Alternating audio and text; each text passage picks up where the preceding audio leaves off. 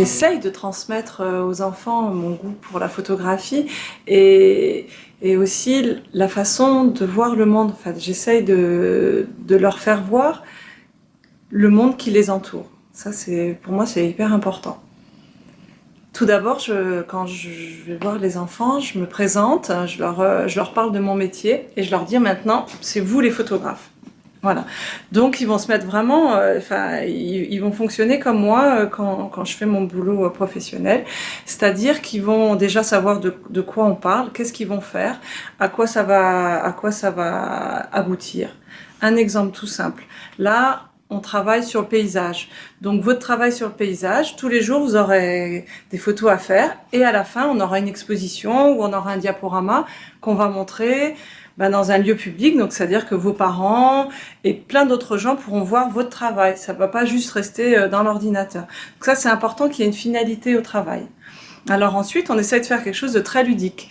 C'est-à-dire que chaque jour, ils vont piocher un petit mot, donc ils vont être par groupe, et alors ils vont lire par exemple le paysage, donc le thème c'est le paysage vu à travers un miroir, ou le paysage vu d'en bas, enfin voilà, plein de petites directives, ce que j'appelle les petites directives, et chaque groupe a sa directive. Donc ensuite, ils vont partir par petits groupes, et je les accompagne pour faire les prises de vue.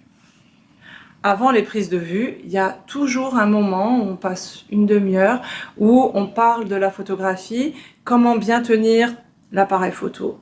Parce que, par exemple, pour les maternelles, c'est un petit peu plus difficile. Donc, je leur apprends vraiment à bien les tenir.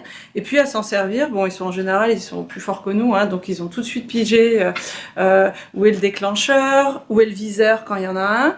Et voilà, une fois qu'on sait ça, on apprend aussi du vocabulaire photo. Parce que moi, je leur parle photo. Je leur dis, voilà, tu mets ta dragonne, maintenant tu vas cadrer, tu vas déclencher. Donc ça, c'est un vocabulaire photographique qu'ils vont intégrer. Puis ça, au bout de 2 jours, en général, ils savent tous parler le langage photo. Voilà. Donc ça, c'est une grande partie, c'est la prise de vue sur le terrain. Et ensuite, il y a une autre partie qui est aussi très importante, c'est la post-production. C'est quand ils vont revenir et qui vont trier leurs photos. Parce que bon, c'est bien gentil de faire des photos, mais il faut aussi avoir le sens de l'analyse. Enfin, ça, c'est une des choses que j'aime bien transmettre aussi, c'est le sens critique. C'est-à-dire, on fait des photos, mais voilà, va falloir qu'on choisisse celles qui sont les plus intéressantes, celles qui sont les meilleures, pour après les utiliser soit pour l'exposition, soit pour le diaporama. Donc ça, on le fait ensemble. Et c'est eux qui le font.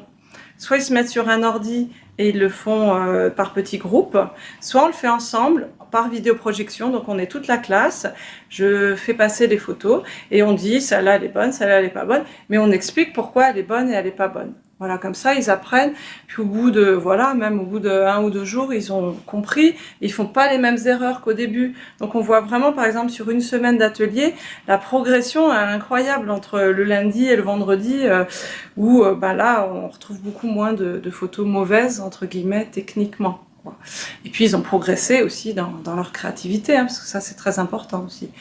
Et en dernière, à chaque séance, on fait toujours, moi j'aime bien faire ça, je fais une petite pause, alors je prends un livre, hop, voilà, je prends un livre et au hasard, en général c'est un gros livre de photos, et j'ouvre une page au hasard, voilà, là il y a plein de photos, mais voilà. Et on choisit une photo, par exemple celle-là, et on va l'analyser. Alors on va analyser vraiment de plein de façons, comment il l'a prise, où est-ce qu'il l'a prise, pourquoi il a fait ce cadrage. Donc on essaye vraiment de rentrer dans une image et on parle vraiment de plein de choses qui nous passent par la tête et ça nous permet d'apprendre plein de choses sur comment il a fait, où il était. Et puis pour les enfants, voilà, ça les fait un petit peu voyager à travers une image et c'est comme ça qu'on clôture une séance.